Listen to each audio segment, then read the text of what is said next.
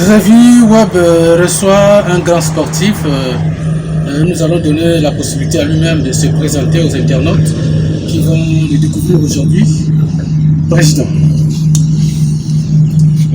Je vous remercie très infiniment en ce moment de grandes occupations pour des gens. Vous avez disposé de ce moment pour cet entretien qui porte un intérêt public lié au sport. Alors, je me nomme M. Rufin Arsène Papetan.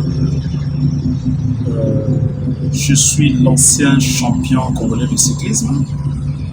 Et je pense que dans la hiérarchie, je devais arriver après l'UIA X-Sport. Pour ceux qui l'ont connu, c'était un athlète très célèbre. Et lui-même succédait à M. Thibon.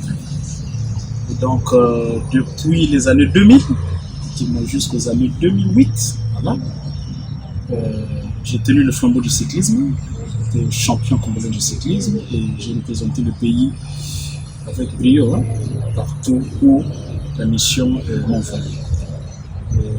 Actuellement, j'assure les fonctions de président de la Fédération congolaise de cyclisme, élu depuis le 22 novembre 2020, et avec tout ce que vous connaissez,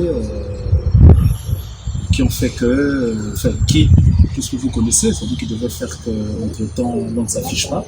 Mais je pense que nous avons aujourd'hui trouvé le créneau pour nous afficher. Nous afficher, c'est le travail. Et donc, au président Wakwetana, on peut dire aujourd'hui que la Fédération congolaise de cyclisme se porte bien. Et où est-ce que nous en sommes avec les procédures judiciaires au niveau de la CECAS? Vous avez raison d'en parler, parce que ça permet de faire la chronique sur 2 ans.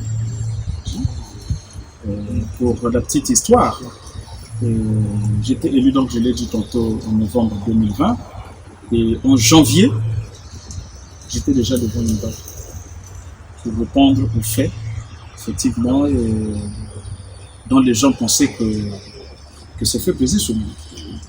Donc, nous sommes partis de rebondissement en rebondissement, parce que j'étais toujours, certainement depuis le temps, justifié devant la juridiction, la CK j'ai cité, et notamment jusqu'au dernier procès où certainement vous en savez plus, sinon autant que moi, qui était entaché de beaucoup d'irrégularités, mais que par les efforts judiciaires toujours, parce que les contentieux judiciaires sont réglés par des voies judiciaires, nous avons pu régler ces contentieux jusqu'à viser, pourquoi pas, les juridictions au-dessus, effectivement, qui sont situées hors du pays, je veux dire, et qu'aujourd'hui, avec des procédures d'appel et de sursis à exécution, nous avons pu, depuis mai de l'année qui s'achève aujourd'hui, nous avons donc saisi les mêmes juridictions pour faire ces formalités et sursoir ces décisions qui semblaient couler le cyclisme, et ce aux conséquences très graves. C'est très grave, je vais vous citer déjà les petits problèmes que nous avons eu de vieillissement de cyclistes de 2 ans. C'est-à-dire que ceux que nous avons recensés dès notre élection ont dû vieillir encore de 2 ans. Sans rien exercer comme activité. Et il y a de lourdes conséquences qui ont pesé sur eux, parce que nous ne pouvons plus être sélectionnés ou accessibles aux offres du côté du comité olympique qui, disons, de la solidarité nationale, parce que c'est une mesure internationale, qui ne pouvait sélectionner que plus ceux qui sont âgés de plus de 18 ans. Donc, vous pouvez constater autant que moi comment est-ce que cette situation ne peut pas manquer de produire ses effets ou ses conséquences. Et donc, il y a un peu d'accalmie où vous avez posé toute la procédure. On peut dire que la fédération, la FEC aussi se porte bien. La FEC aussi se porte bien.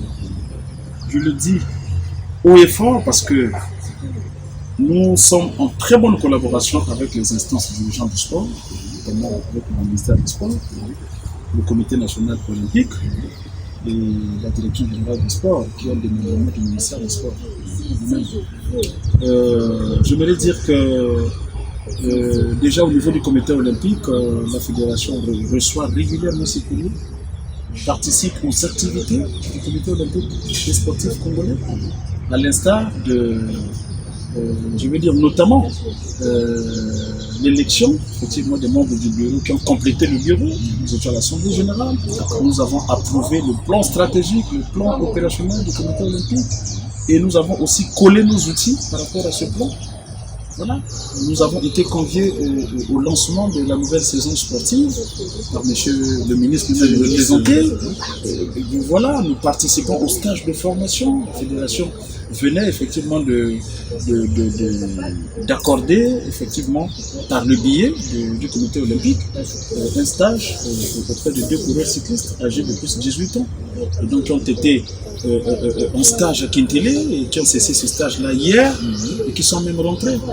Mais président, effectivement, monsieur le ministre avait lancé la saison sportive 2022-2023 il y a quelques mois.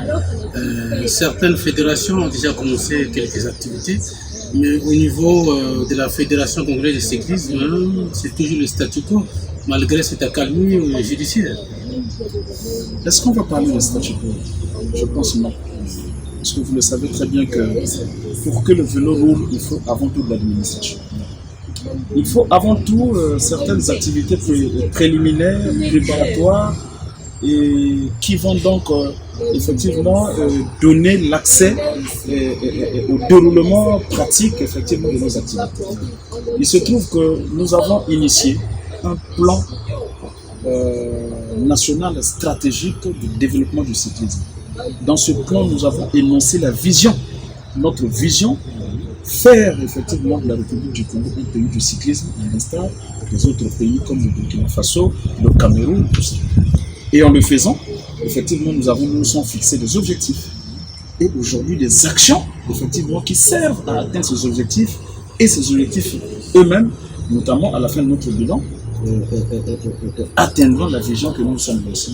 Mais concrètement, quels sont ces objectifs-là déjà? Qu'est-ce que vous avez déjà mis en place? Qu'est-ce qui est prévu? Je veux plutôt parler en termes d'activités, les activités prévues dans notre plan opérationnel 2022-2023.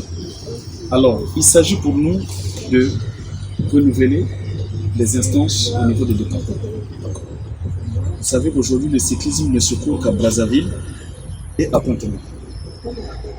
Dans les localités comme le Niari et la Bouenza, déjà il y a un rapport, il y a des rapports donc, des directions départementales qui sont en charge de gestion du sport dans ces départements, qui effectivement nous renseignent que l'activité cycliste était inexistante.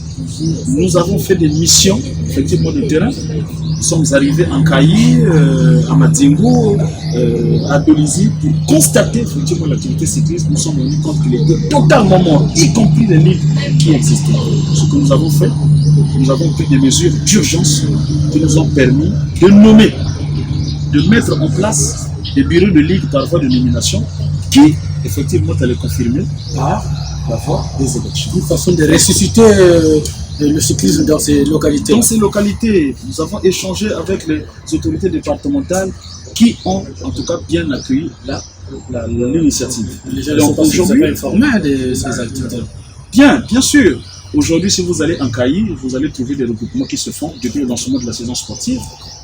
Un dimanche sur 2, il y a des entraînements dirigés qui nous permettent de suivre, effectivement, c'est-à-dire de faire l'état de lieu du point de vue des performances.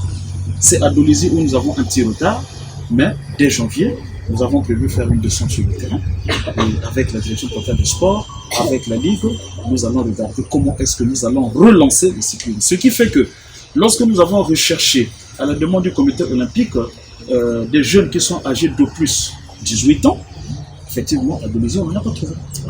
C'est un Kayi qu'on a trouvé un seul jeune, en dehors de ceux qui ont eu jusqu'à 14 ans, 11 ans qui pédalent encore sur des vélos de BMX. Et d'ailleurs, sur ce, nous avons été obligés de lancer aussi l'activité, c'est-à-dire la discipline BMX. Parce que le BMX vous permet effectivement de réaliser un recrutement progressif.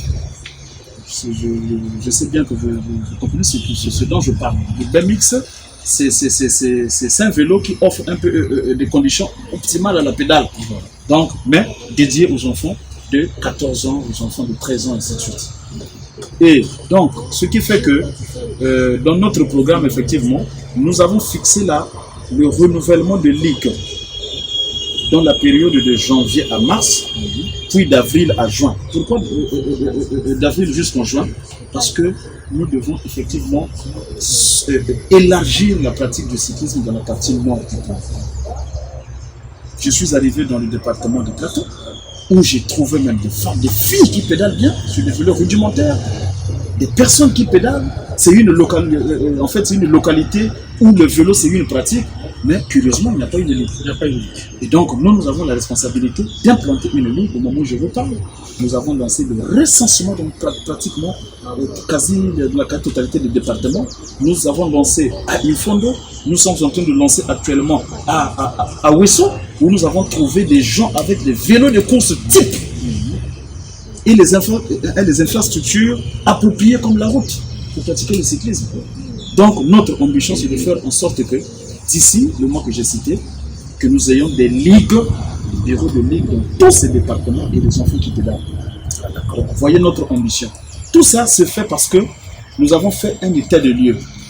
Un état de lieu d'entrée de jeu qui nous a renseigné que la dernière génération cycliste est en vieillissement.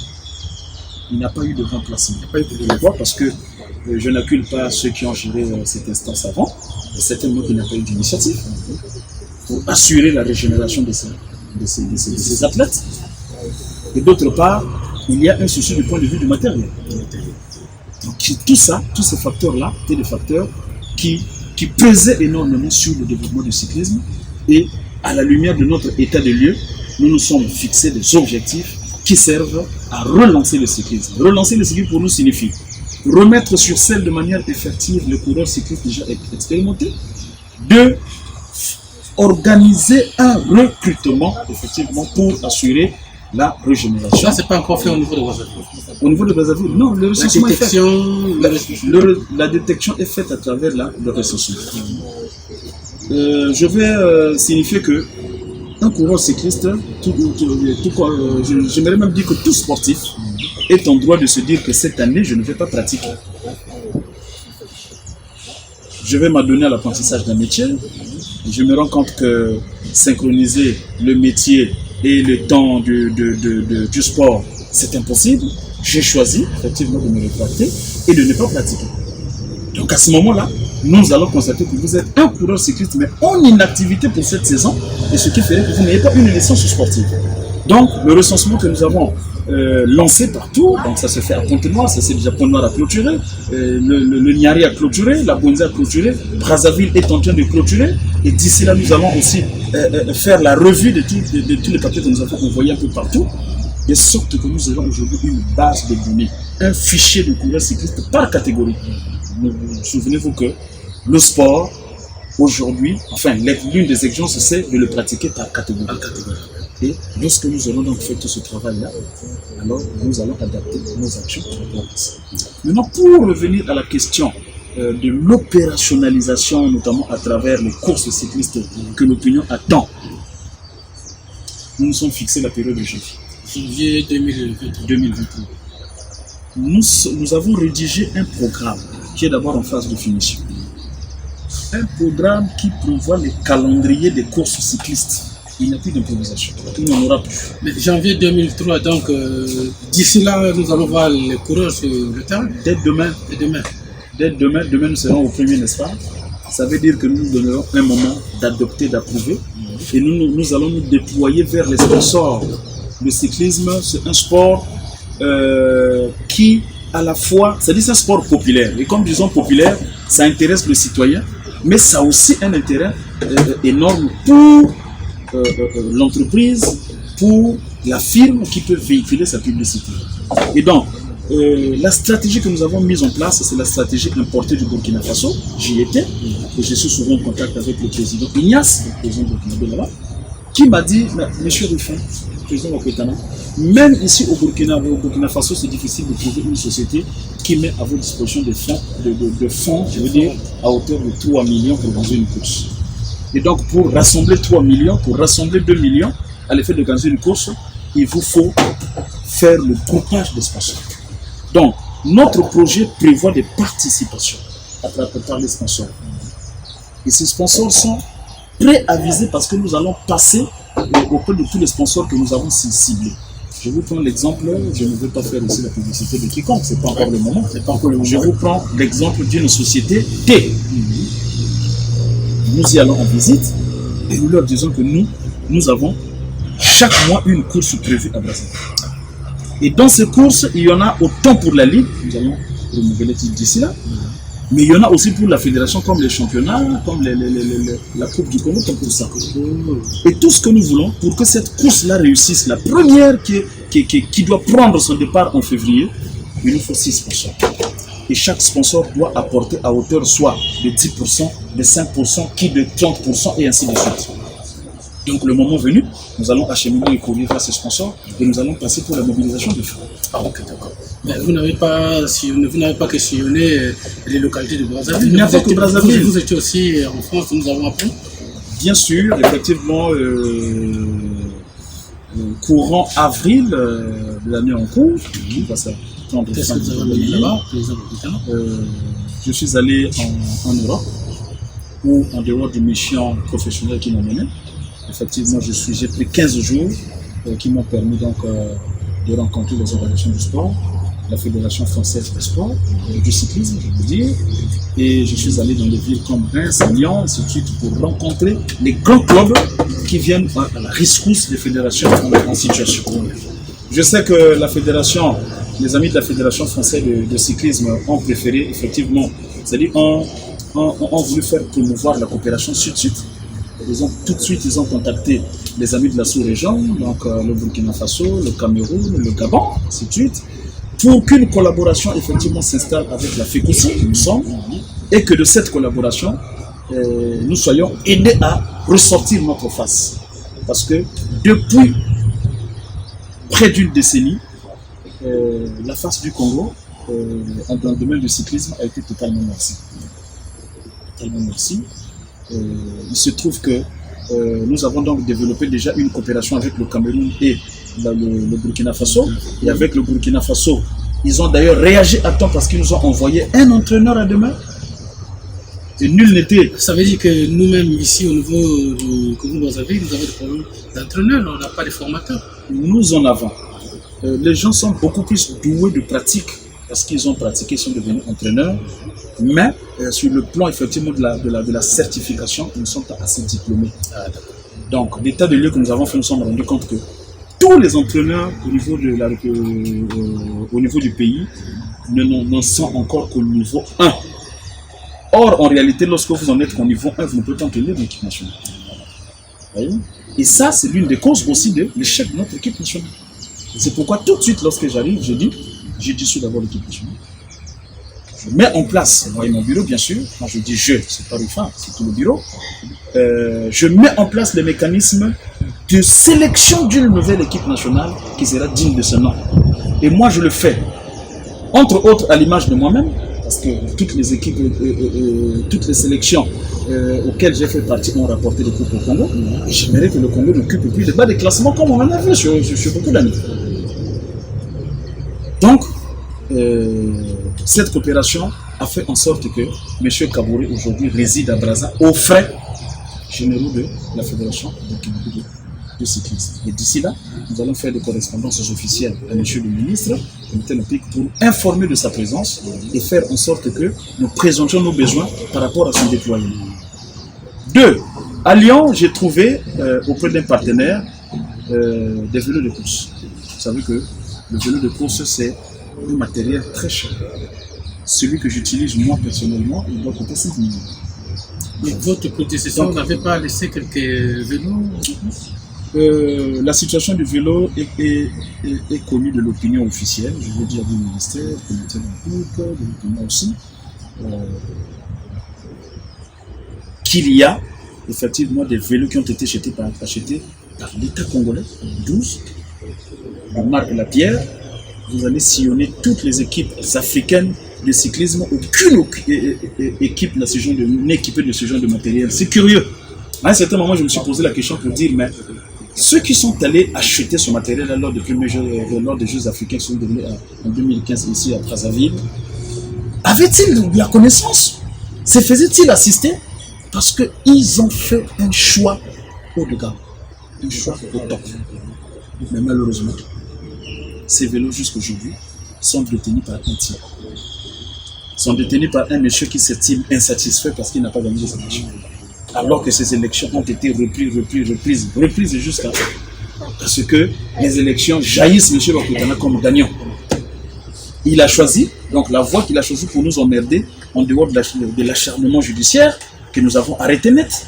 C'est de confisquer ces vélos-là. C'est de confisquer ces vélos et même les sceaux de la fédération. Donc j'entends par là le cachet, les adresses mail de la fédération, et puis voilà. Tout ce que nous avons pu récupérer, c'est la boîte postale. Pourquoi? Parce que l'administration des postes est là. Nous avons fait un courrier d'administration des postes qui nous ont donné l'état des sommes dues qui se fixe à 700 000. Parce qu'entre autres, nous sommes aussi en train de consolider la dette de la fédération. Nous avons émis le souci, effectivement, de consolider cette dette pour regarder comment, avec le département du sport, effectivement, l'apurer pour libérer la fédération. Et au niveau de l'UCI, n'en parlons pas. C'est des piles d'années super endettées au point où il est difficile pour nous de participer à des congrès. Et qu'est-ce que nous faisons? Nous passons par le Burkina Faso et la RDC à côté, qui sont en train de nous raccorder, même le Gabon, qui nous ont en train de nous raccorder. Donc nous nous situons derrière eux, nous nous couvrons derrière eux pour arriver à l'Union soviétique parce que le niveau de la dette est tel que, en tout cas, sur plus de 8 ans, il n'y a pas eu de cotisation. Mais nous sommes en train de consolider tout ça. Je pense que l'une des exigences que nous avons émises au ministère du Sport, c'est de clarifier la situation de la Fédération congolaise de cyclisme auprès de l'Union cycliste internationale. Personnellement, j'ai échangé avec eux. J'étais même prêt d'y aller quand j'étais en France. Je voulais aller en Suisse pour aller les rencontrer. Mais hélas, j'ai dû écouter le séjour parce qu'il fallait que je... C'est faire en sorte que aujourd'hui le ministère écrive, sinon le comité olympique saisisse l'Union internationale pour dire que dorénavant, le cyclisme au Congo est géré par le bureau dirigé par M. Bakotana et c'est tout. Donc nous en sommes là.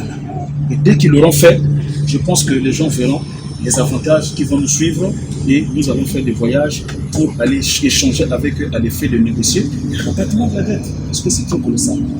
Je ne me pose pas, mais c'est aussi une manière pour moi de me poser d'ailleurs la question de savoir comment le cyclisme a pu être géré de cette manière. Où nous avons appris que des gens voyageaient, mais le voyage au cyclisme, il est très facile.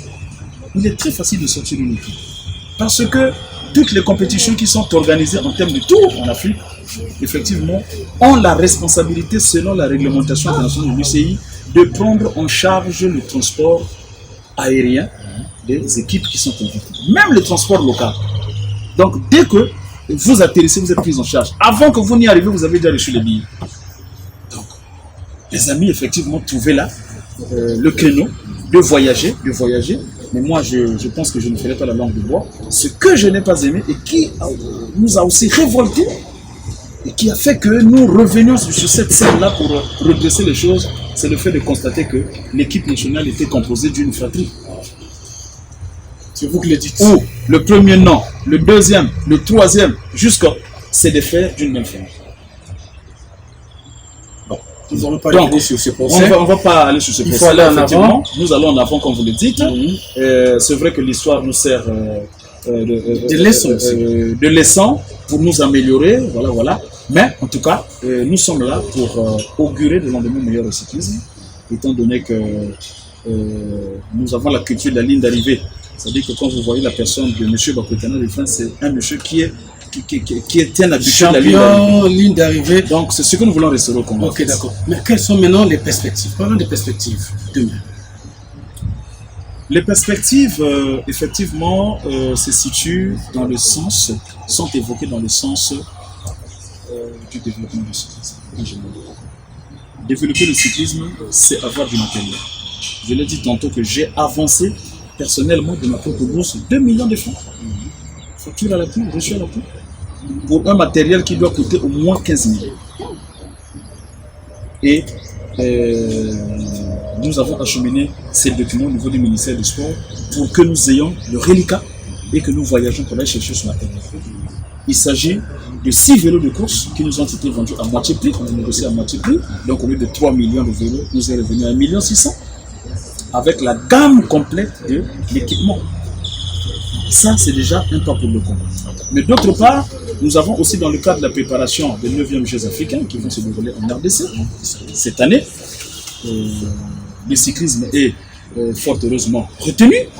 Et donc là aussi, nous avons émis un devis de matériel, notamment des accessoires, pour faire que les vélos sur cale, dont ils retrouvent la vie, et que les enfants soient sélectionnés et aillent aussi faire de bonnes prestations. Donc en réalité, nous sommes déjà rentrés dès janvier, là, nous lançons la préparation. Effectivement, donc nous sommes sur la vision juillet, 9e Jeux africains. À ne pas oublier que nous avons aussi retenu pour participer aux Jeux africains de la jeunesse qui devaient se dérouler en Égypte et dont le pays à ce jour n'est pas encore connu.